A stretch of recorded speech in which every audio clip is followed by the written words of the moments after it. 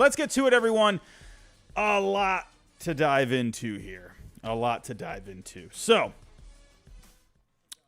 I mean, of course, we're going to start Yamamoto. I mean, it just got a little ridiculous on Twitter this weekend. X, whatever the heck you want to call it. Mets fans going at it with Yankee fans. Yankee fans telling everyone that they don't know what the heck they're talking about. Red Sox fans, we're just hanging on to any kind of hope. Mets fans, Yankee fans laughing at Red Sox fans for even having any hope. The Giants are sitting out there somewhere. The Phillies fans are out there saying, hey, we got a chance. We had a meeting. I mean, come on, don't count us out. I mean, I even posted, I got a little bored this past weekend. I had a few moments of free time, and I put together these little, I've always been a wrestling fan, not really too much these days. I still keep track of it, but I used to be a big Attitude Era kind of fan. Stone Cold Steve Austin, The Rock, all them. And I was like, you know what? I saw this one video where some dude just attached like the heads of like Jeff Passan and Bob Nightingale and Ken Rosenthal, and Jeff Passan was like Stone Cold Steve Austin. He was just smashing everyone with a chair because you have to just listen to Jeff Passan when it comes to all the news, and all the other guys don't even matter. So I was like, you know what? I'm going to put Craig Breslow's head on Stone Cold Steve Austin. He's going to bash all the other GMs out there with a chair. And, because Craig Breslow, listen, you can't stop this man. He's going to go out there. He's going to do everything he can to land this guy. And then I even had a guy comment on there. Who knows if he's even watching? Probably not. He was like, man, gosh, go get yourself a girlfriend, man. And I literally show my phone to my girlfriend right next to me saying, hey, this guy told me to go get a girlfriend. She's like, maybe he might be onto something. I'm like, oh, great. Nice talking to you too. So yeah, anyway, it's just getting nasty out there. I got people telling me to, go try and have a love life instead of spending time on Twitter. I don't know what's even going on right now. People are just at each other's throats over all this stuff. Mets fans and Yankee fans, they're just going at it like crazy right now. But let's get to the actual news. So the Mets, the Yankees, having their second meetings with Yamamoto this past weekend. All this stuff started just kind of flowing out. All of it started flowing out. And like little by little. So let's kind of just start here. This is where it just got this is where it all just got really fun. Dinner at Steve Cohen's house. You gotta love it. Listen, I have been a part, well, not myself, but I've been a part of the news where Theo Epstein, Kurt Schilling back in the day for Thanksgiving. Kurt Schilling went to Theo Epstein's house for Thanksgiving dinner, which is like just so crazy to me. Like, you're going to his house for Thanksgiving? Like, what? And anyway, because he wanted Kurt Schilling to waive his no trade clause and yada, yada. So listen, that is a thing, right? Go over, wine and dine. Who knows? They probably had a charcuterie board, maybe a little bit of wine. Who knows? Maybe Yamamoto himself brought over some sake. I don't know. Probably who knows? Who knows what they were eating? Who knows? But Steve Cohen probably got like just chefs all over the place and whatever the heck kind of mansion he lives in and whatever. Someone told me as well that there was. It might not have even been dinner. It could have just been like a casual sort of like a get together kind of a thing. Who knows? Either way, he went to Steve Cohen's house and who knows? Maybe they're watching college football or something, but that happened, right? And listen, I personally think that's a little significant. You're going to someone's house. I mean, there seems to be a bit of a personal touch there. I mean, come on. I'm not going to go to some dude's house. Well, okay, I'd probably go to Steve Cohen's house if I didn't know him. That dude's probably got amazing stuff all over the place. I mean, who knows what kind of gadgets that guy has. TVs, all, whatever. Jacuzzis all over the place. Probably got a jacuzzi in each room for all you know. But, yeah, I'd go to Steve Cohen's house too. But then other stuff started coming out and then Andy Martino, I've had my fair share of thoughts on Martino posts where I just feel like he rushes everything when he tweets and he kind of just mixes up words a lot and then he always has to go back and correct himself and I don't know. if you just get verified, Andy Martino, then you can just go edit your post instead of having to just go backtracking and whatever.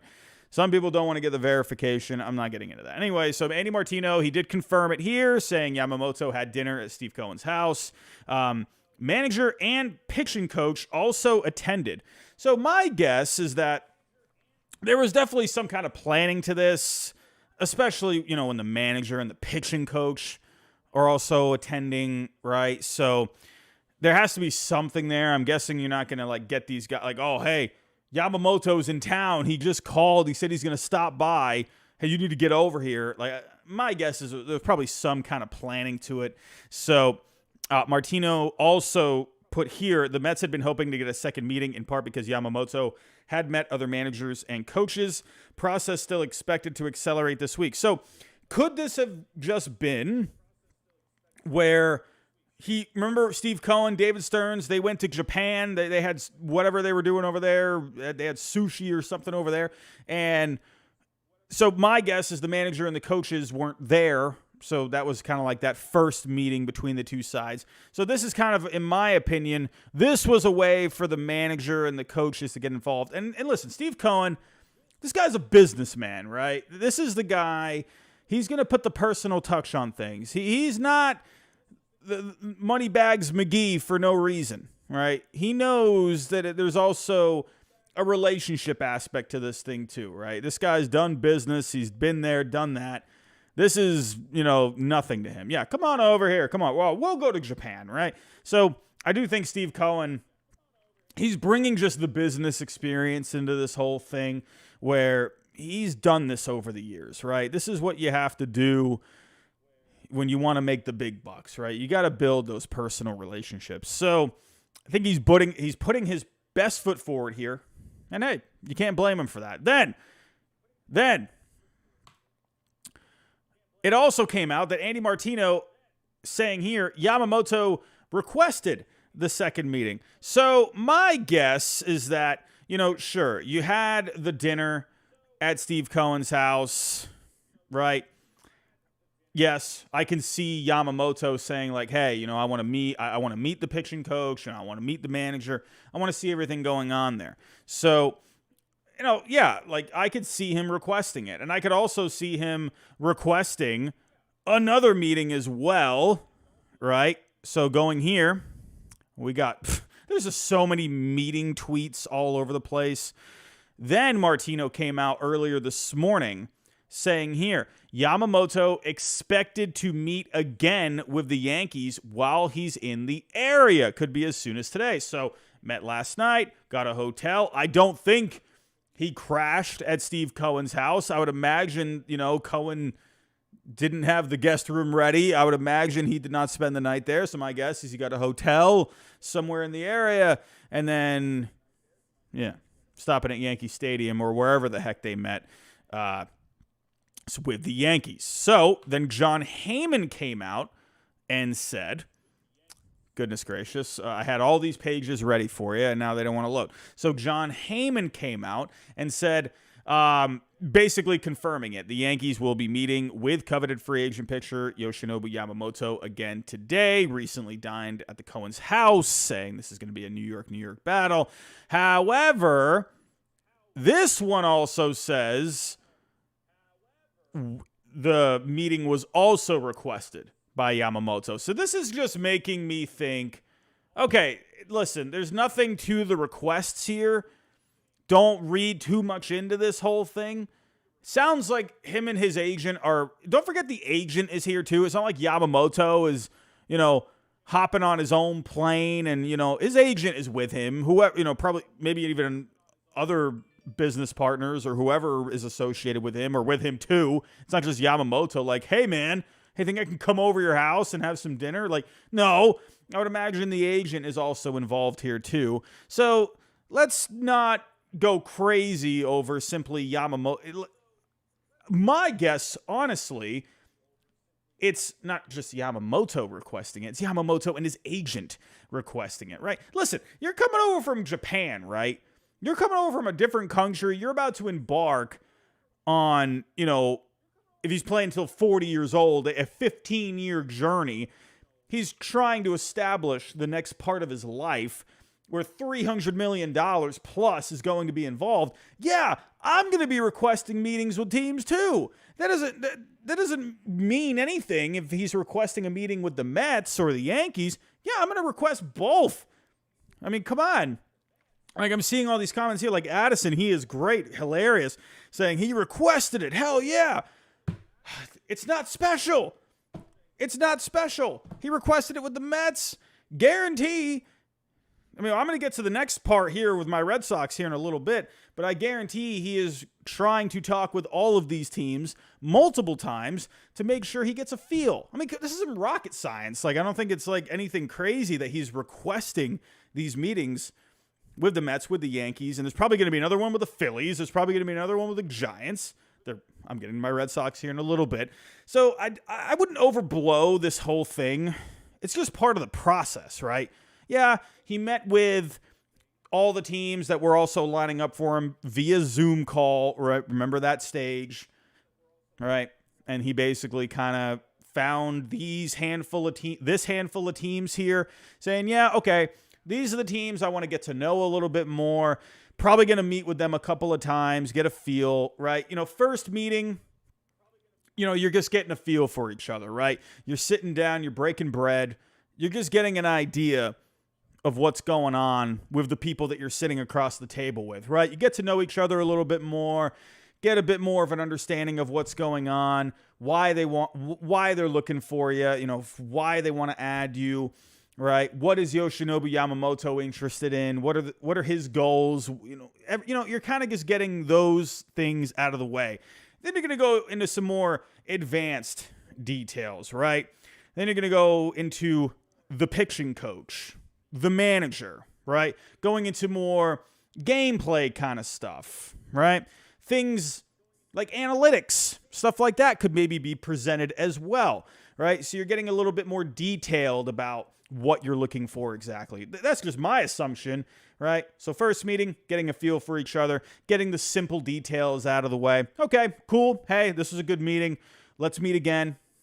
We'll talk, a little about some other things as well, right? So the pitching coach, the manager comes in, talks about their process and everything going on there, right? So I don't think any of this is really all that crazy. I think it's just you can't talk about all this stuff just at once, right? You kind of have to go sleep on some things, right? You got to kind of do these in segments, right? I don't think there's anything really crazy here. So that's just me, though. That's just me. However, there was also cautious optimism coming out of Yankee land. The Yankees showing cautious optimism, but they're also saying they like their chances, right? Well, to me, I think if you're in the ballpark and you already have the Yankee name, of course you're going to like your chances, right? Why wouldn't you like your chances? I would like my chances. If I'm the Yankees and I got all the money in the world, yeah, I like my chances too. Right? If I've seen these pictures of Yamamoto wearing a Yankee hat in the past, yeah, I'm going to like my chances. Of course. You got to say that, right? Yeah, what are you going to say? Like, oh, I don't know. I mean, I don't know. I don't know if we're really going to be able to do this. I don't know. No, of course they're going to say something like that. Yeah, we like our chances, right? You're the New York freaking Yankees at the end of the day. You should. Now, let's move on. Let's get away from the Yankees and the Mets. Let's get away from all the media. Let's get away from the Bronx and Queens. Let's go to Boston. And we had a little something from Marino Pepen, right? He is more of the Spanish news reporter, insider when it comes to the Red Sox. He's definitely had his hit and misses in the past, right? There was a whole thing with Bogaerts last year where he was kind of making it sound like Bogaerts was going to go back to Boston and people were starting to get hope, and then all of a sudden he went to the Padres because the Padres came forward with an 11-year deal. Now, Marino Pepen, he has said a lot of accurate stuff in the past, and I actually tweeted about this either yesterday or a couple of days ago, all right? David Ortiz extensions in the past. He did report last year that the Red Sox had offered Nathan Eovaldi a multi-year deal, which was true. Nathan Eovaldi even came out and said that himself when he was with the Rangers. But pretty much the Red Sox had made like a late push, and he had already pretty much decided to just go to the Rangers at that point. There was along with the Bogart story, he said that they were far apart at one point, which was true. And the Red Sox did come on strong at the end, which is what's making me think that's where Marino Papen was saying, like, oh, this is looking really good for Bogaerts to go back to the Red Sox, because it looked like there was momentum building for a Bogaerts return at one point. And I do think there was something there. And then if you remember, the Padres came in at like the last second, and then they just offered him like an 11-year deal. And if you're Bogaerts, why would you turn that down? You can't turn that down. It's 11 years, right? So at that, I do think the Red Sox, there was some momentum there. And I did believe it, but everyone got on to him because he ended up going to the Padres, right? So there was that. There was also the Rafael Devers extension talks, where he said they were far apart at one point, which they were. And then he was reporting later as time went on that they were coming closer together, and look what ended up happening. The Red Sox and Devers, they eventually reached the extension. So, yeah, Marino Papen has said some things. He tends to be very positive about things, so I think that's sometimes that can get him in a little trouble, right? It kind of almost gets your hopes up a lot. But when it comes to contract aspects, I feel like he's been pretty good for the most part. But, yeah, of course he's missed. But, like, come on. Don't tell me all these other guys have, that they've been spotless records, right? So, anyway, just kind of giving you a bit of background on him. But he said yesterday around noon that the Red Sox had made an offer to Yamamoto for just over $300 million with clauses and incentives convenient for both parties. So, getting into this a little bit, and I'm going to be honest with you. I see a super chat coming in. I saw a couple more coming in as well. I'll get to those in just a little bit. I'm going to be very honest with you. I would think most of the teams have an offer on the table. I think I read somewhere that the Mets had not put an offer out there yet. And to be honest with you, I wonder if that actually is true. I wonder if maybe Steve Cohen is feeling it out a little bit, and he's doing some kind of strategy, right? He's going to come in with some kind of just ridiculous offer at some point. I don't know. Maybe he has already offered something. I don't know. But I have read somewhere that the Mets had not made an offer. But who knows? However, Papen is saying that the Red Sox have slapped an offer on the table already. And this is another thing, too. Of course, like with Ohtani, right, there were a lot of aspects, money, competitiveness. Competitiveness was a big one with him.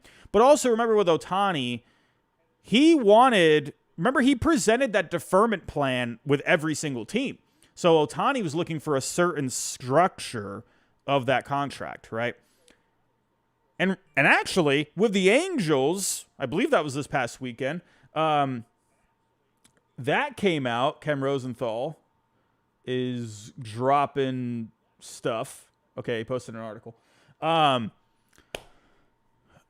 Ohtani, with the Angels didn't want to do a deferment plan with him, right? Because Artie Moreno, I can't remember where I read it. It might have been The Athletic, I think, where Artie Moreno doesn't believe in deferrals, right? So that pretty much just ended the Angels and Ohtani's working relationship at that point. So, listen, I think this is a big thing when it comes to Yamamoto as well. I'm not deferrals. I'm not saying that. But I don't think there's going to be any deferrals there. He's a 25-year-old kid, basically, right?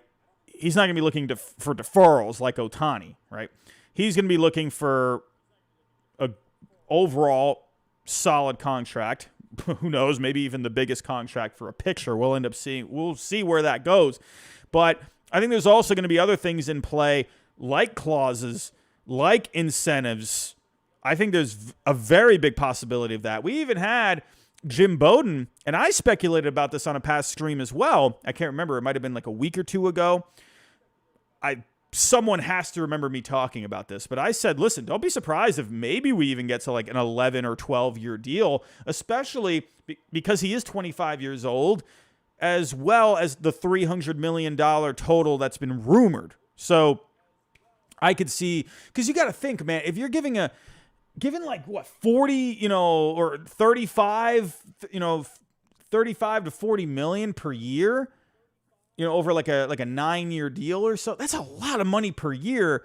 And yeah, maybe analytics and all the projections and the research show that he could end up being very good. Still, that's a lot of money for a guy that you've never seen him throw a picture in Major League Baseball before. So I wonder if teams, I guess you can kind of, in a way, in both regards, pick your poison, right? Do you want to go to the long contract, or do you want to go the higher AAV, right? Or maybe you just go somewhere in the middle. So I wonder how many years is going to come into play here. That could be something he's really looking for. Honestly, I really think he's going to get a 10-year deal. I'm really starting to think it's going to be at least 10 years because of the fact that he's 25, right? So that's what I'm starting to lean towards a little bit. With opt-outs, I guarantee there will be an opt-out in this. I bet you after like the 5th year, there's an opt-out, right? Age like 30 season, he can hit the market again. I wonder if there ends up being something like that in this deal. We'll see. Who knows? Maybe even an opt-out after like 3 years. I really could see something like that. So I find this interesting that Pepin said here, with clauses and incentives convenient for both parties. So that makes me wonder, did the Red Sox contract offer, and maybe the Yankees as well, maybe the Mets as well. I'm not just talking about the Red Sox here. I'm kind of just looking at what's going on here with the Red Sox part of it, and maybe this is going to come down to all the other teams involved as well. Maybe the Red Sox could have offered, an opt-out or something in there, because the convenient for both parties part of this makes me really intrigued. So, because that's what makes me think maybe there is an opt-out to where he can go back into the free agent market. And we'll have to see. I don't know. I find that interesting, right? I definitely could see some incentives, right? Because there is still the unknown factor.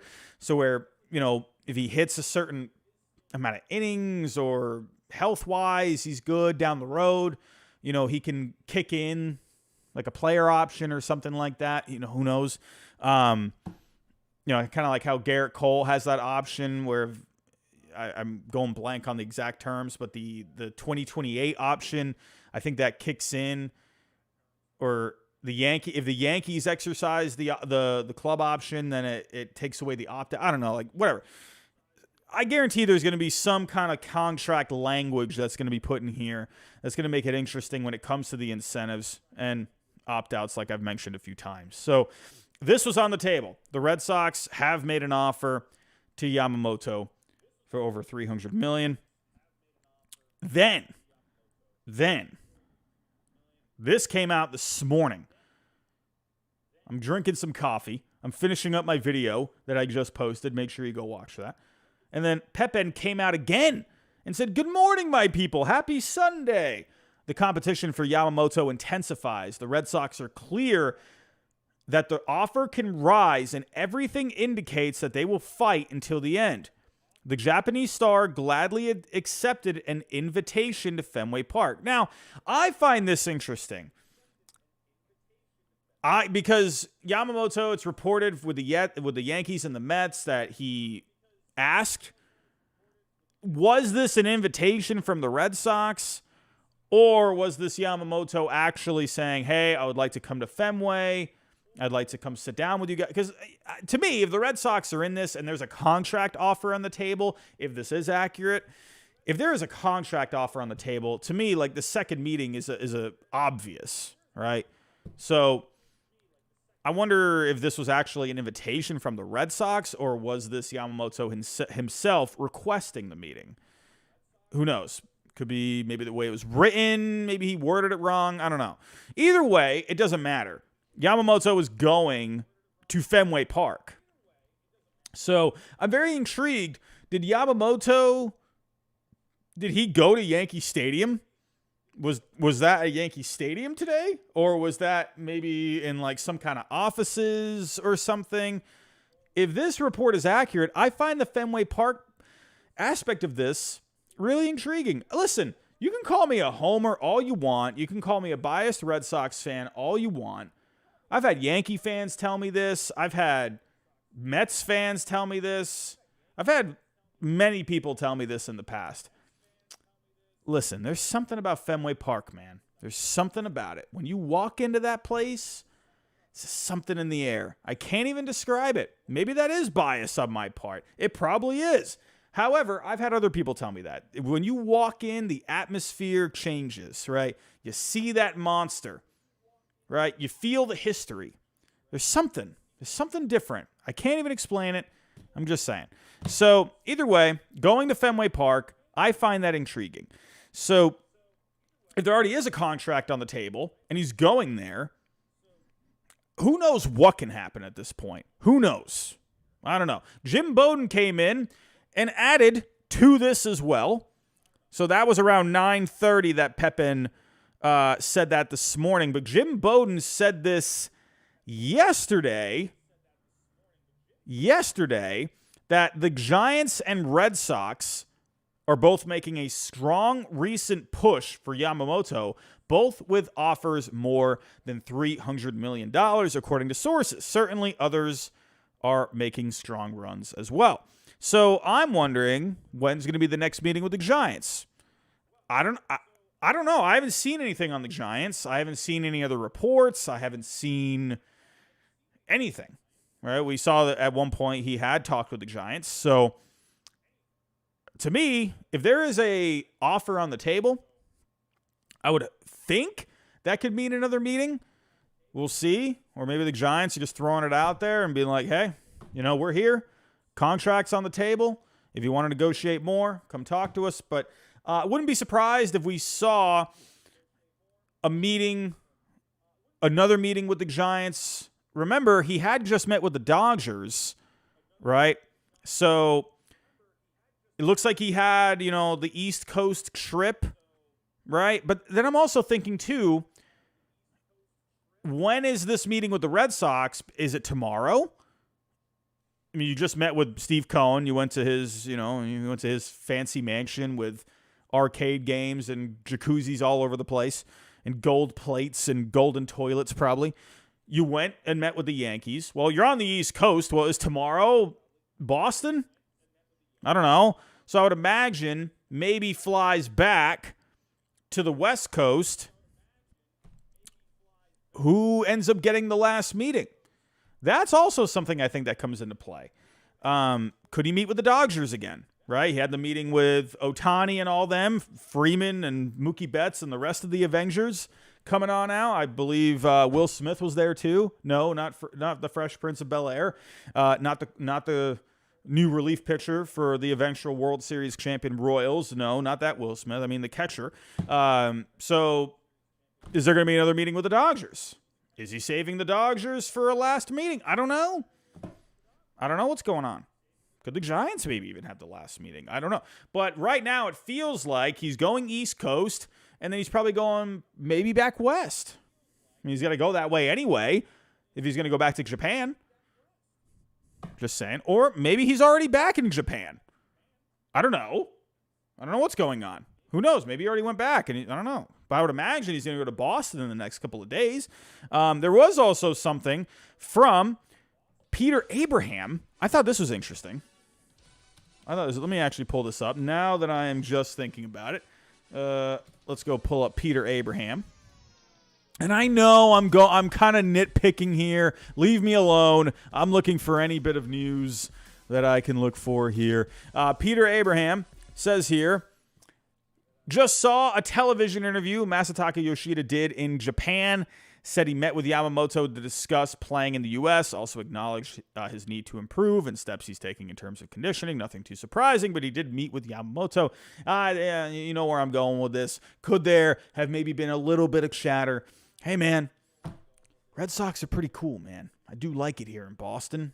Hey, I think you should at least think about it. I guarantee there was something said. I think, and I've seen other people say, like, you know, and don't pay any mind to this guy. This guy, Law Dog Thrawn, this guy is just always talking negatively. Some of these Red Sox fans out here, they purposely make these like negative accounts just to get clicks and views, and they realize, I don't know why they don't realize it doesn't work. It's just, no one likes it. Just go away. Anyway, I wonder if, there could be something to this. Probably not, to be honest with you. Just a couple of dudes that are good buddies hanging out, right? But still, I think they're, listen, if I had a best buddy, right, playing for a team that I'm also talking to, I mean, you got to think here, man. Obviously, that best friend of yours, good friend of yours, he's going to say, hey, man, just play where you feel like you're going to have the best time. Play where you feel like you're going to have the best spot for your career, right? Yeah. I thought playing for the Red Sox is pretty cool. Yeah, I would definitely say come here, but it's going to come down to what's best for you. So, guarantee that's probably more along the lines of any conversation, Don't think Yamamoto is, he's going to listen to his agent first and foremost, as well as himself. But Yoshida, it doesn't hurt talking with him as well. So, either way, it's going to be really interesting this week. I personally think we are going to see something this week. It feels like you're kind of getting close to something. We're 1 week away by Christmas. There were also reports at some point over the last few days that he would like to get signed before Christmas. Because realistically, right, we're all human beings at the end of the day. We all like to, fantasize about these players going to certain teams and coming to our team and helping us win a World Series, get into the playoffs. At the end of the day, they are human beings. If it were me, I don't know, does getting something done before Christmas really matter? But then you got the New Year's coming up, and it's, it's a busy time, right? I would imagine Yamamoto, I would think he would, sure, yeah, he'd like to get something done as soon as he can. The further he can, or the quicker he can get this done, the more he can just start preparing for that move, for that new journey in his life. Yeah. So maybe before Christmas could be a realistic goal. It does feel like it's getting closer here. It feels like there's momentum building. You got the second meetings coming into play. My question is this. Are there third meetings? If there are third meetings, how many teams are going to be in the third meetings, right? Did Yamamoto get weirded out at Steve Cohen's house and said, all right, forget the Mets, I'm not doing this? I don't. Nah, Steve Cohen, the toilet paper that guy uses, not a fan. He rubs me the wrong way. Not doing it. We're not signing with the Mets. Absolutely not. I'm just kidding. But, who will be in these? If there are third meetings, which teams are going to be in it, right? At the end of the day, really what it comes down to,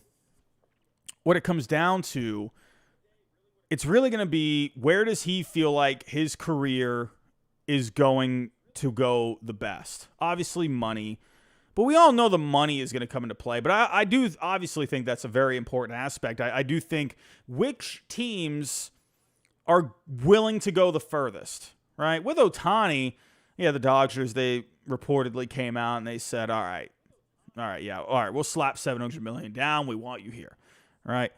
Will something like that happen here?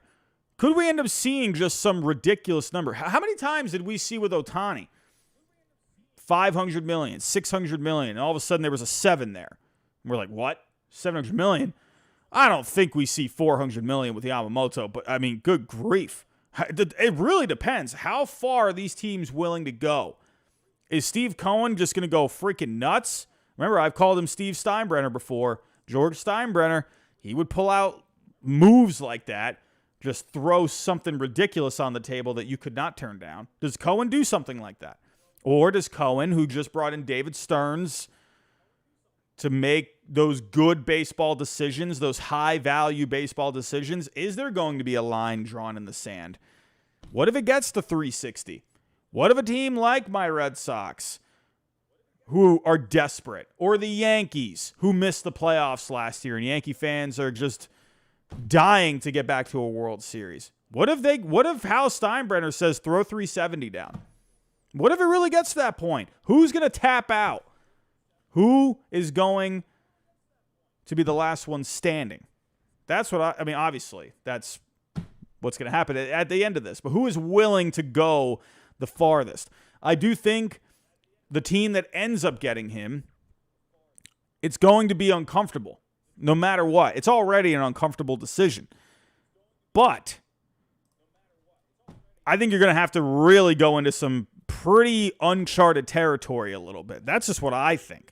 Who knows? Especially when you got these kind of guys running these organizations, like Cohen, right? You don't know what the heck that guy's going to do. The Yankees with all their money. The Red Sox, who have money. People seem to forget that. It's just they haven't been really using it. How far are they willing to go? And I'm not getting into my Red Sox here. I could give you a whole spiel on why I do think my Red Sox make a lot of sense, but I'm not going to get into that. The Giants, who are willing to just throw money at everything. Could they throw something down completely ridiculous? Maybe. The Phillies, Dave Dombrowski, never count that guy out. Middleton, he wants to win a World Series. Who knows? Are they willing to go far? I think there's going to be a very, in my opinion, I think we could have a similar reaction to what we had with Ohtani's $700 million contract. And we're going to be like, wow, that's what he got, and he hasn't thrown a pitch in the major leagues? Guarantee.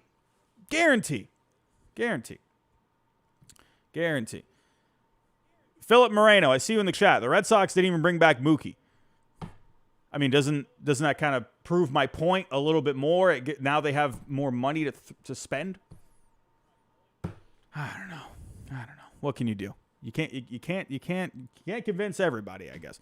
Anyway, that's the Yamamoto news. There's a lot of it right now. It's all speculation at this point. Second meetings. When are the third meetings?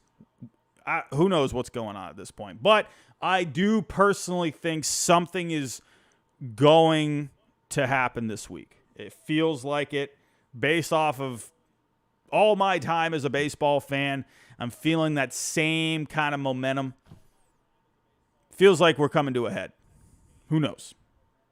But we do have other stories, everyone. We do have other stories besides Yamamoto. We actually have quite a lot here.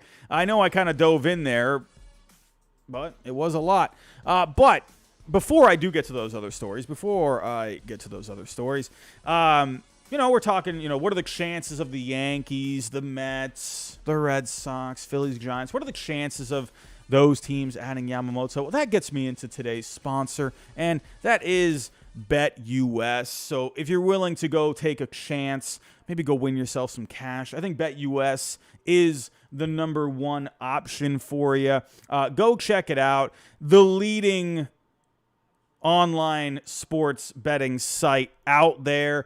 We just had a full slate of football today, so unfortunately, no picks for those. But we do have Monday Night Football coming up tomorrow. We got the Eagles and the Seahawks. So go check out those props. There's a whole ton of different ways to play. Obviously, the pregame betting, but there's live betting as well. You got the casinos. You even got the horse racing. You got all the sports in here. We got basketball pretty much every day. Hockey is going on. Don't forget about hockey. It's a cold winter right now. We need something else to talk about.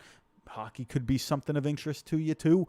But there's a whole ton of different ways to bet with BetUS. Great customer service. You can literally chat with anyone pretty much at any time. So can't tell you enough the good experience over at BetUS. The link is in the description down below. 125% sign up bonus. So make sure you click that link in the description and go see if you can win yourself some cash. But play responsibly. That is the most important thing at the end of the day. But also, don't forget, everyone, it's not just the online betting, but we also have BetUS TV, and I'm going to be on the show. I was actually just on the show this past Friday. They're starting up a new show called Gen Z Sports. And basically, it's just dudes talking talk, and, we're just kind of having a good old time talking about whatever. Talking college basketball. We just had a, bit of an interesting show the other day, the greatest players for each sport, right? I gave my greatest players in baseball. I put together like a dream lineup, and so that was on Friday. Go check that out. But yeah, go subscribe, BetUS TV. Here we go, everyone. Here we go. Let's move on from Yamamoto. There are other things going on as well. And Cody Bellinger, don't forget, this guy's out here looking to make some moves. He's looking to find himself a new team. Who knows where he could end up going? But it looks like we might be getting to something with Cody Bellinger. But today, we actually saw something with the contract demands of Cody Bellinger, right? $200 million or more in free agency. That is quite a lot of cash for a guy who just had 3 down seasons not too long ago. Had a really good season last year with the Chicago Cubs.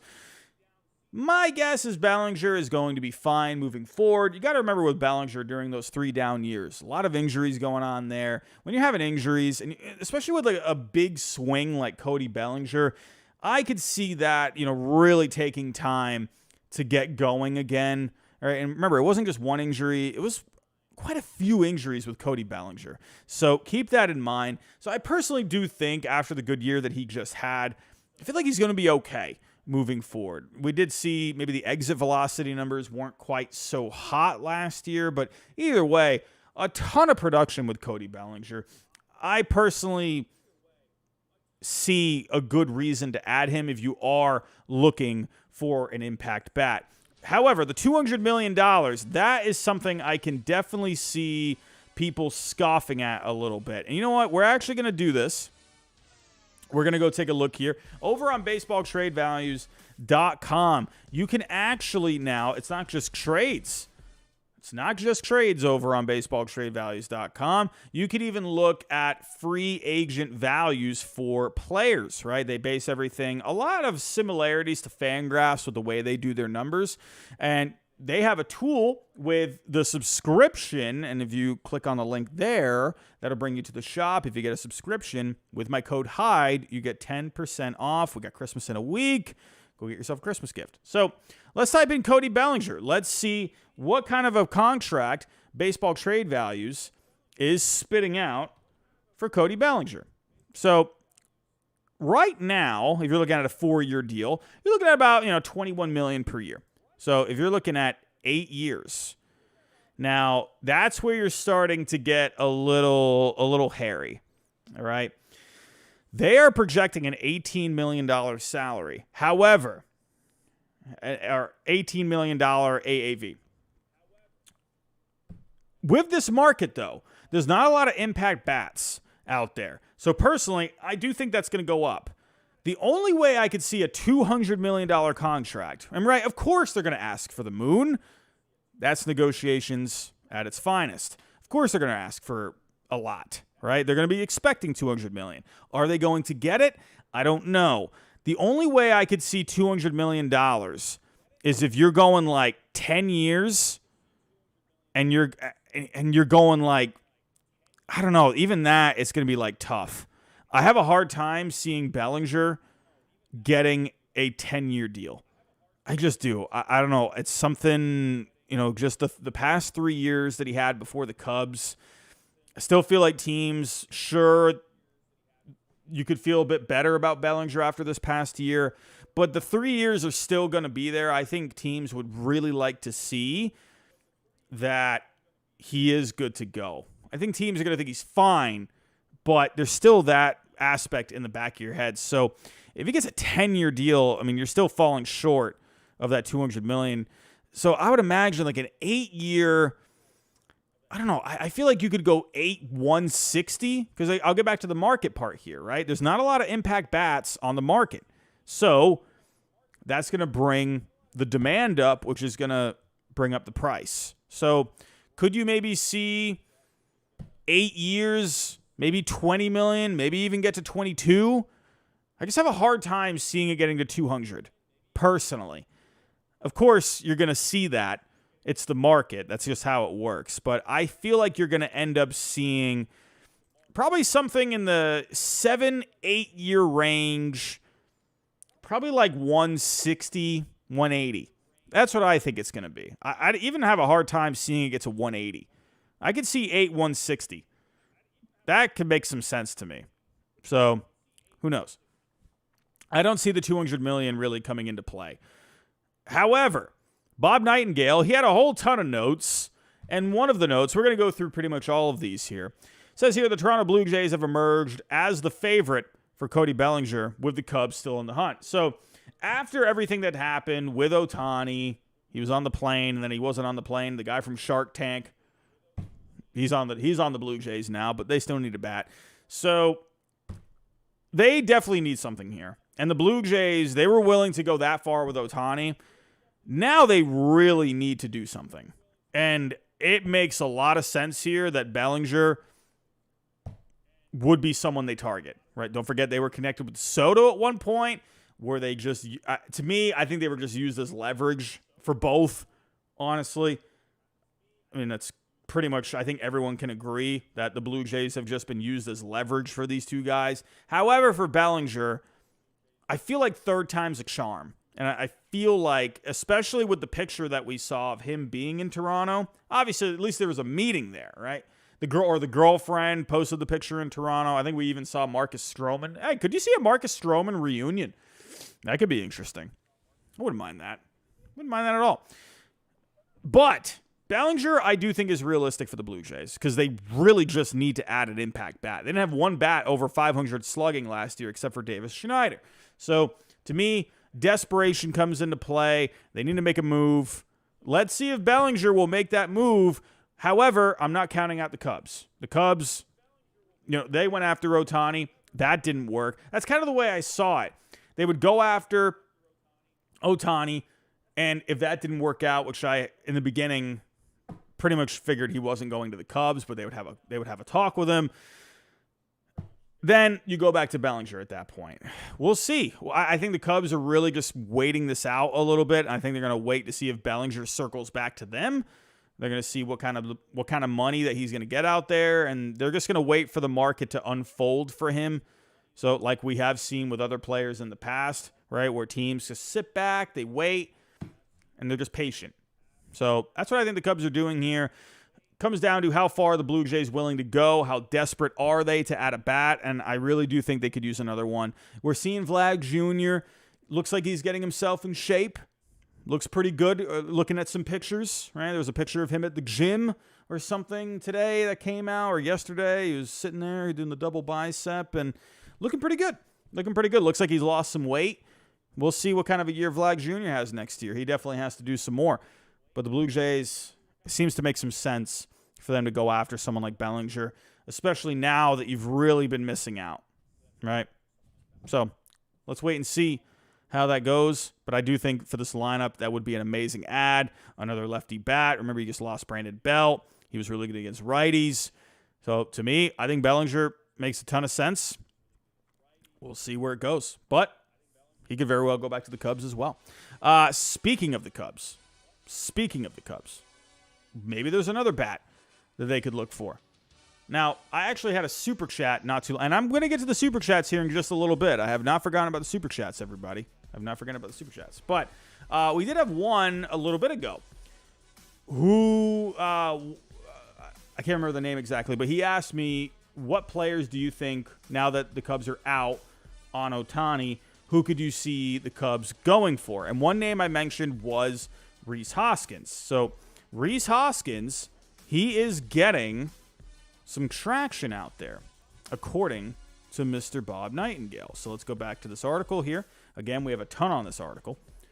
Saying here the Chicago Cubs are in talks with Scott Boras about signing Rhys Hoskins. So if you go to the Cubs depth chart right now, you got Matt Mervis listed there. There was a bit of hype with Matt Mervis last year. He wasn't able to really get it going. If you don't get Bellinger, could they just go this route instead? Rhys Hoskins, I'm expecting we'll probably get like a 1-year deal, maybe with an option because he is coming off the ACL. So that seems like that would be a bit more appropriate to do a deal like that. But who knows? Maybe you end up seeing a 2-year or 3-year deal. I don't know. Either way, the Cubs, a bat like him would make some sense. I think Bellinger makes sense, obviously, to go back. He did very well there. Why not just keep it going? I think that makes sense. It's going to come down to the money. But if it ends up getting too much for the Cubs, I think Rhys Hoskins is someone to keep an eye out for. There was also a little something on the Seattle Mariners yesterday from John Morosi saying the Mariners have interest in first base from Rhys Hoskins. And the Mariners, I've been kind of waiting to see what this team is going to do. They cleared some payroll, about $30 million. That maybe even lead to think, gosh, could they even go after Juan Soto at the time? And no, that didn't materialize. But with the Mariners, now that they've cleared payroll, it's like, okay, what are they doing? Are they looking to add? They were connected with Bellinger too. Remember that? Now all of a sudden you're not hearing anything on that anymore. So who knows if they're even still interested in him. But Rhys Hoskins, this was a guy I thought would be a great fit for the Mariners. I think I predicted Rhys Hoskins to the Mariners. I could be wrong. But to be completely honest with you, my goodness, Seattle could really use a bat. Man, like you're just looking at this lineup, pitching for days. You got starting pitching just for days. But the offense, man, really needs something in my opinion. You know, Ty France, bit of a down year last year. But with Rhys Hoskins, you can just put him at the DH spot. I feel like they really could use a bat like him. We'll see. But I think it could be really interesting when it comes down to what teams end up really getting into the mix for him. And for me, I know we do got the 2 reports here, but it does feel like Cubs, Mariners. But I wonder, is Rhys Hoskins waiting for Bellinger? That's what I'm starting to lean to, right? You gotta wait. You gotta let the dominoes fall a little bit. Do the Cubs just maybe they get word that the Blue Jays, they're going to a point where it's going to be too much for them, and then they pivot to Rhys Hoskins, right? Maybe the Blue Jays, they're going, maybe the Blue Jays go that 8-year, $200 million, right? Maybe they go a little crazy, right? And then the Cubs are like, all right, yeah, no, we're out. Let's go after Rhys Hoskins. That's what I think is really happening here. I think it's really, they're still keeping tabs on Bellinger, monitoring that market. If it gets too much, they go give Rhys Hoskins another phone call. I feel like it's more, kicking the tires. Or could they just add? Could they add both? I mean, could they bring back Bellinger and also add Rhys Hoskins? That not completely out of the question. Yeah, you'd have to really make some room there. But hey, that'd be bring Bellinger back, Hoskins also as well. That's a pretty good Cubs lineup if you ask me. So keep an eye out for Rhys Hoskins. So now that I'm thinking about it, we had some super chats come in. Let's get to those. So we still got over 550 people in this chat. We got to 200 likes.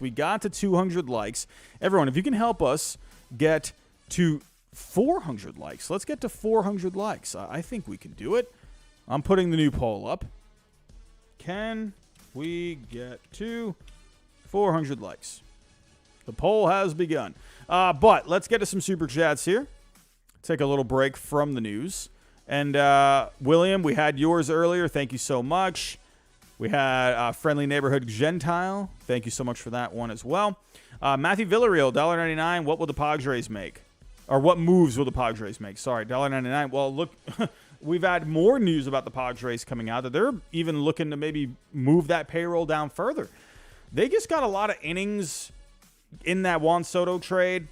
You got Michael King. You got Brito. You also got Vasquez. I feel like they probably got to do something else in the starting pitching market. I feel like you got Darvish and you got Musgrove there, but and you got Michael King now. But maybe they could add a little something else. Maybe some bullpen help. I really feel like the Padres right now, I think it's just more depth at this point, especially if they are looking to cut payroll. Maury's Live, $1.99. Yoshinobu, Yamamoto to the Giants. Oh, please. I'm still waiting for the John Heyman misspelling. Please, I need it. Maury's Live, $1.99. So happy the Giants got Jung-Hoo Lee and not Kim Jong-Lee. that is pretty nice. Not bad if you ask me. Jung-Hoo Lee seems like quite the character, man. Has anyone seen the Jung-Hoo Lee shirt? It's just a picture of him. He's smiling. He's in his Giants hat, and it just says, handsome. Right? Did anyone see that with the press conference? Right? He put on the hat. He had everything going, and he just asked everyone out in the media. He's like, oh, handsome? Handsome? Do I look handsome? I thought that was really funny. Jung-Hoo Lee seems like a pretty cool dude. I think Giants fans are going to love him. James Alba, $4.99. Could there be anything to the fact that the Mets have been first with both rounds of meetings? Flew to Japan to meet before he came to the U.S. Now this. Who knows? I really don't know. Right? We'll see. I don't know what to think, honestly, at this point. The only thing I know, or not even know, but the thing that I feel confident with is that we probably get a decision this week. I hope we do. I'd like to know where he is by Christmas. But we can't all have nice things. Pac-Man, how you doing? $5 super chat. Hey, Robbie, have you seen the ridiculous tweets from the MLB Scoops Twitter page? A lot of those pages are just garbage. Don't even look at those pages. Don't even look at those pages. What did they put? It's reporting that Yamamoto is expected to sign with the Yankees. Listen, who knows? Maybe they do know something. Maybe they do know something. Yeah, MLB Scoops. What is this? Cubs, he said 2 hours ago. Cubs, Blue Jays in a bidding war. Giants and Angels involved as well. That's another team about Bellinger. I predicted Bellinger to the Giants. I remember I told you, even when they got Jung-Hoo Lee, don't count out the Giants still for Bellinger. Because you still could use some more offense there. MLB Scoops, 3 hours ago. Yamamoto is greatly uninterested in the Dodgers' offer due to deferring a decent amount.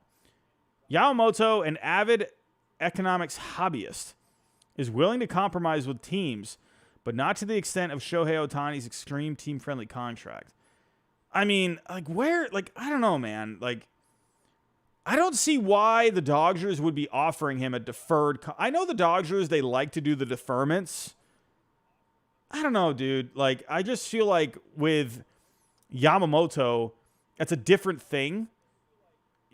It's a completely different case. He hasn't had, why would a guy coming over to the major leagues want to defer money? It's no, the guy needs to kind of start making his money a little bit. Why would he be deferring some of it? I don't know. I feel like this is kind of, that one feels made up to me. It's just because it's you're taking the Ohtani thing and you're just making something up. I don't know. I don't believe that one. I mean, I don't know. I don't believe it. It says here, belief is that Steve Cohen has spent over $13 million on the recruitment process of Yamamoto, including sending scouts to numerous games, flying to Japan personally. I don't know. It feels very it's very vague and also very generalized too. I don't know. That one's just, I don't know. 3 hours ago, this is the feeling in the industry after Yamamoto's meeting with the Yankees. He would still consider offers from other teams, but the Bronx has the severe upper hand, and any other team coming out on top would be a massive shock. The only problem I have with this, and listen, if he ends up signing there, okay. I mean, that's terrible for the Red Sox, but where are the details? If you're going to put stuff out there, put details, man. Details, right? However, we did see the other report where the Yankees have cautious optimism. We've seen pictures of Yamamoto in the Yankee hats before. The only thing I wonder about Yamamoto, I'm sorry, I know we talked about him a lot earlier, but the one thing I do wonder is if you're going to be going to the Yankees, right, and if he's trying to build some kind of a market for himself, you have Garrett Cole, Aaron Judge, Aaron Judge mainly, Garrett Cole, Juan Soto, who I do expect is going to end up staying there long term. Who knows? Maybe he pivots and does something else. But you got a lot of beef already with the Yankees, right? So I just wonder how, I don't know. I feel like there's just a lot going on there already. Listen, he definitely could go there. I'm not saying he can't, but I'm just looking at that aspect. But hey, I don't know. And to me, when it comes to the Yankees, I mean, yeah, they made it to the ALCS a couple of years ago. You know, talk about records all you want, but Yankees, Red Sox, Mets, they all missed the playoffs last year. So it's not like the Yankees have really the upper hand when it comes to winning, right? Of course, you got Soto and Judge, right? But if you're going based off of the results last year, yeah, they didn't get anywhere, right? Yeah, sure, Soto is going to make you good, right? It's definitely going to help out your lineup, but we'll see. You know, of course, Yamamoto is going to make them better. If you're just looking at last year, as well as the very convincing sweep from the Astros 2 years ago, and this isn't me coping, I'm just pointing it out. I don't know what he thinks about that. Is that something that could come up with him? I don't know. Same thing with the Red Sox. The Red Sox haven't been doing crap for the last couple of years, right? So that could definitely come up too. Like, oh yeah, well you guys haven't done anything in the last couple of years. Why would I come to Boston? You know, so like that too. The Mets, huge disappointment last year. So who knows how much of that is coming into play? I mean, to me, it doesn't seem like it because obviously he's meeting with these teams for the second time. I'm just trying to think, where do the Yankees have the upper hand compared to the Mets? Because I feel like the Yankees, Mets, they both have stars. For the Mets, right? You know, got Lindor leading the way. You got Nimmo there, right? You got Senga as well. In my opinion, where do the Yankees, not my opinion, but my question, my speculation, where do the Yankees have the upper hand compared to the Mets since both teams missed the playoffs last year? And while both do have talent, and Cohen also has a ton of money. So where, to me, is the difference there? Like, that's what I want to know. And I understand that, yeah, okay. Now let me get to the Yankees obviously are the Yankees. It's the New York freaking Yankees. I know. They have the legacy. They do have that. And he has been in pictures where he has Yankee hats on. So that could be something too. So, but if I'm just looking at it from on paper where both teams are at right now, the Mets and the Yankees I feel like are pretty similar.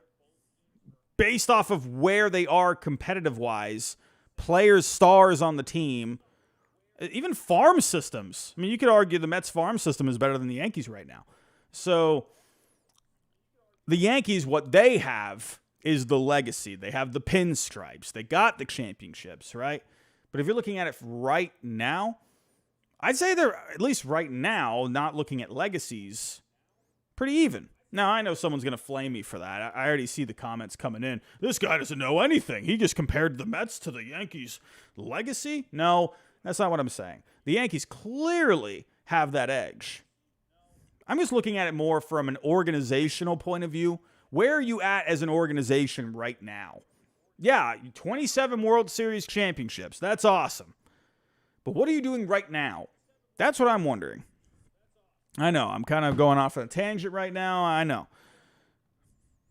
It's going to come down to money, in my opinion. Who is going to offer the most money along with the best contract possible when it comes to the incentives, when it comes to clauses, things that are going to be convenient for him, right? That's what I'm wondering. You could sit here and say the Yankees, like this guy. I'll read it one more time. He also said earlier the Mets have not made an official offer. I read that somewhere else.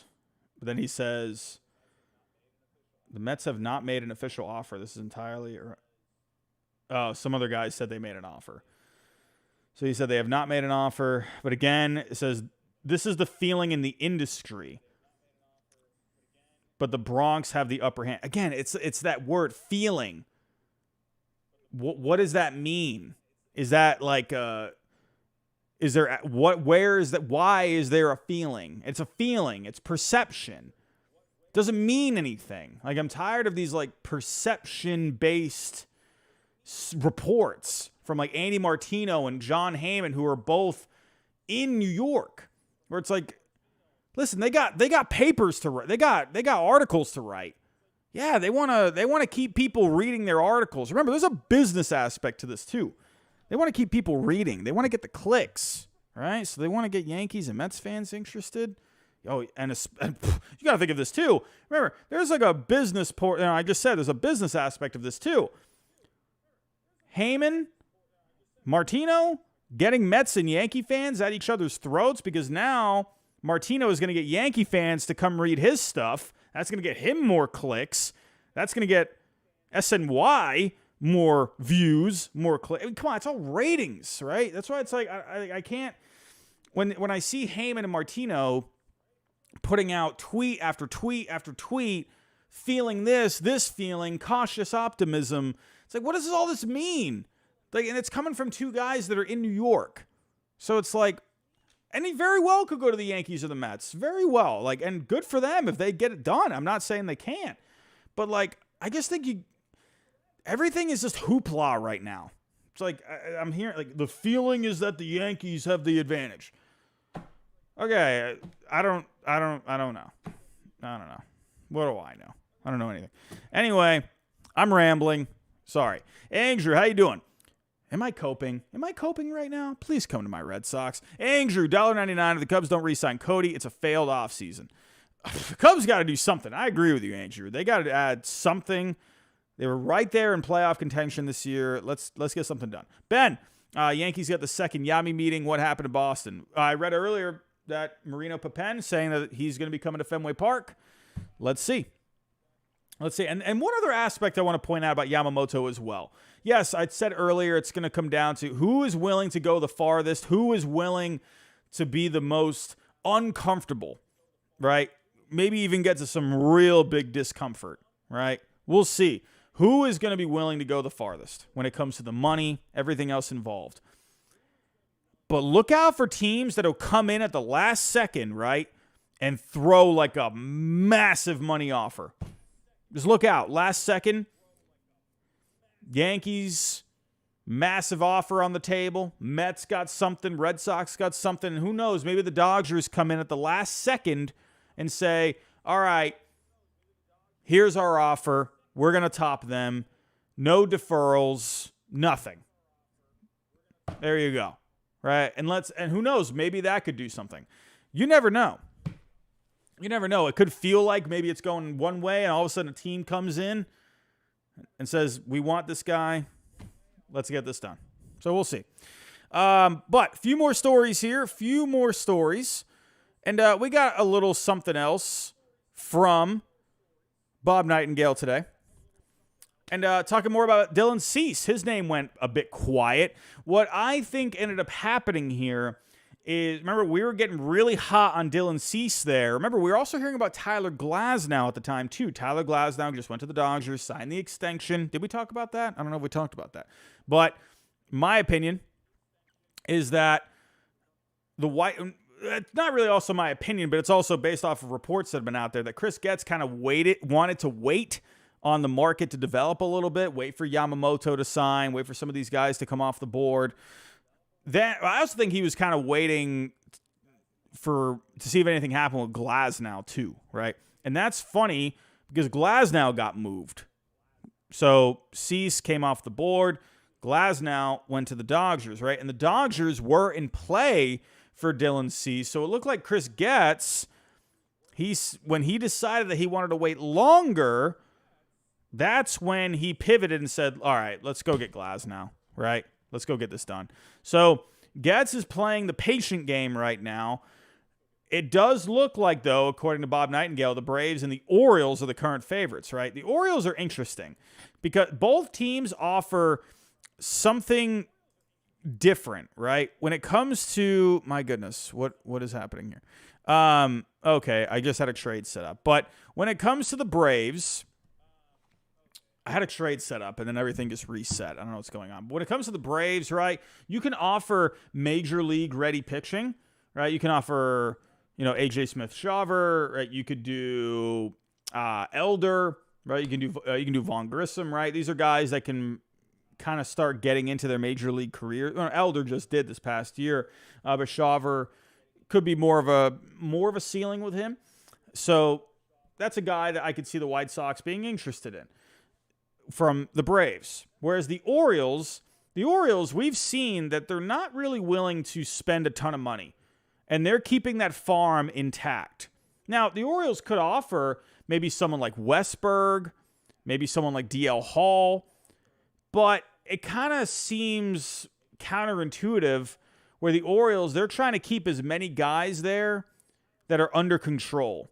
So where Dylan Cease, you're going to have him for 2 years. Now, Dylan Cease would definitely help the Orioles. But from the Orioles' point of view, what are they comfortable right now giving up? Do they want to really give up those kind of guys? Like those very, very cost-controlled guys like Westberg, maybe like a DL Hall, right? You got some other pieces there. Like you got Mullins, you got Santander, but he's going to be a free agent after this year. So is that really a piece that the White Sox would really want, right? Mullins, maybe someone like him. I don't know. Like I feel like right now the Braves, they seem to be the better fit in terms of trade package, right? So we'll see where this goes. Maybe some other teams can get in on the mix. Maybe the Cardinals can jump in. We'll see. But I do expect that to possibly get moving probably after Yamamoto, which I do think happens this week. Another story. Speaking of pitching, let's get to the free agent market. And Blake Snell, he's coming up a little bit. Blake Snell. And let's get back to the Giants, right? Giants, they're looking at Yamamoto. Blake Snell, he's not coming off the board until after Yamamoto. However, it says here the Giants appear to be the leading candidate for Blake Snell. And listen, I've talked about Blake Snell before on this stream. I think Blake Snell is just going to go whoever offers the most money. That he gives me that vibe. I don't mean that as a bad thing, but I just think really Snell is like, yeah, I'll go pitch. It seems like maybe West Coast could be a preference. He seems more like a laid-back guy to me. I could definitely see him being a West Coast kind of a guy. But if the Giants, they've had this perception where players maybe don't want to go there. I've been seeing a lot of people from San Francisco trying to double down on that. That's not true. I don't know. I think a lot of other people will say differently, and people that are in California will say differently too. Anyway, that's a different discussion for a different day. However, Blake Snell, this is the kind of guy, I don't think he would care about the whole city aspect thing. He kind of just doesn't give you that vibe where he's a laid-back dude. If the Giants throw a ton of money at him, then yeah, I could definitely see him go there. They need someone.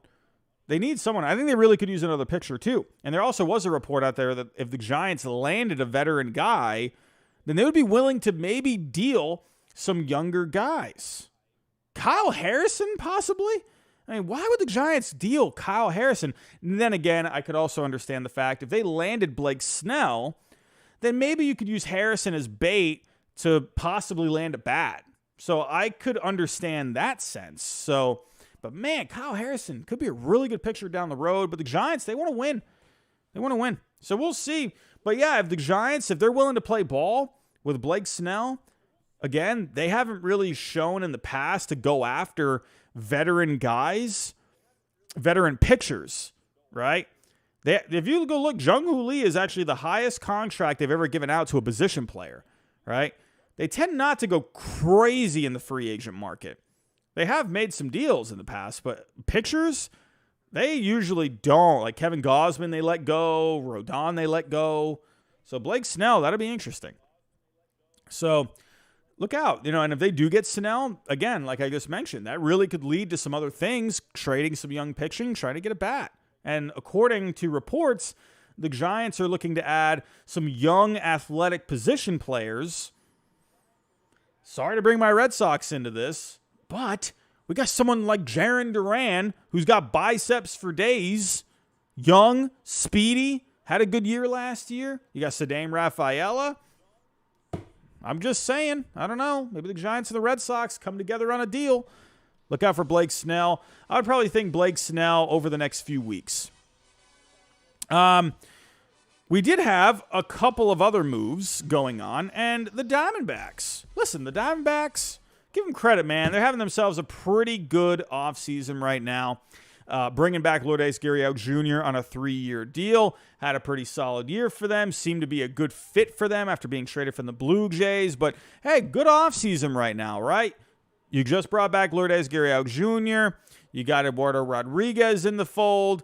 And they also brought in Eugenio Suarez as well. And they could still be looking to add a bat like J.D. Martinez, Justin Turner, Jorge Soler. They're still in the market for a DH, right? This actually was also something that Bob Nightingale talked about as well. It says here the Diamondbacks say they are still in the market for a DH with Justin Turner and J.D. Martinez on the radar. They've had a fabulous winter. I actually predicted Justin Turner to go to the Diamondbacks. And hear me out here. Hear me out here. Any Diamondbacks fans in the chat, hear me out. Could you imagine they bring in Turner, maybe J.D. Martinez? I know they added Eduardo Rodriguez. Don't come after me. But my goodness, if you add Trevor Bauer as a 4th starter, go get J.D. Martinez as your DH. Tell me that's not a good-looking team. Tell me, say what you will about Trevor Bauer. I'm talking about the baseball point of view on the field. Tell me the Diamondbacks are not a legit team at that point. You add a DH, like a good DH, another bat, and then you got Trevor Bauer as the number 4 in your rotation. Tell me that is not a good team. I dare you. That team's winning a championship if you ask me. Oh, I mean, nasty. Be nasty, man. Be nasty. Anyway, Diamondbacks having themselves a good offseason. You know who's also having a good offseason? The Kansas City Royals. The Kansas City Royals. Michael Wacha, Red Sox legend, going to the Royals.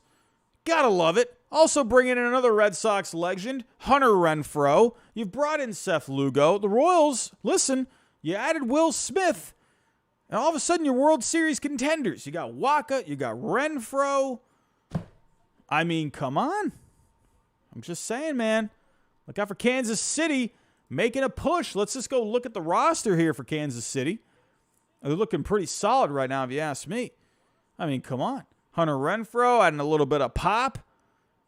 You've got Vinny Pasquantino coming back. Bobby Wick Jr. is only going to get better. Melendez, let's see if that back can get going a little bit more. Perez, he'll still give you some pop. Maybe Massey gives you a little bit more pop, you know. Let's see. And look, this rotation, Cole Reagans, Wacha, Lugo. Kansas City, they're looking pretty fun right now. You got Will Smith. That dude only wins World Series. Brought in Stratton. Listen, the Kansas City Royals, they're looking fun, man. Look like a fun team. Let's see. You know, I think the biggest thing is going to be health, right? Wacha, I mean, let's be real. Wacha has had his fair share of injuries in the last couple of years. Lugo, you don't know what you're going to get out of Lugo for a second year of starting. He just had a first year. Cole Reagans, let's see, right? Had an amazing second half last year. Let's see if he can keep going. Brady Singer, I mean, ERA in the mid-5s. That's no bueno. You don't know. A lot of ifs still, right? A lot depends on what these guys, where they're going to go here, right? But with this division up in the air, I mean, the Twins won it with 87 wins, but the Tigers are coming on strong. Guardians are always going to be tough, right? They're always trying to put a winner on the field. But the Royals, man, don't be surprised if you see them. That would be a huge leap from last year, 56 wins. I have a hard time thinking 30 wins on top of this. I don't know if that's going to get it done. But I could maybe see them getting, you know, maybe that 20 to 25 plus on the wins. Does that win you the division? I don't know, man, because you do have a lot of players that definitely could take that step forward. Who knows? But the Royals, they got a lot of work to do from last year, but they have added some nice pieces. I do like the look of the Kansas City Royals. We got a couple super chats coming in. Here we go, real quick. We had one super chat. Adit Mahmood, $4.99. O's have been on cease since the last trade deadline. I remember that. If they're still interested, they must like him. Hyde and Cease were with the Cubs from 2014 to 2017. Yeah, I think the Orioles can get it done. Are they going to be willing to part with pieces, right? They seem to really want to hug these guys. But, someone like Jordan Westburg, I think, would be a nice addition for the White Sox. Throw in someone like DL Hall. Hasn't really fully found his footing there.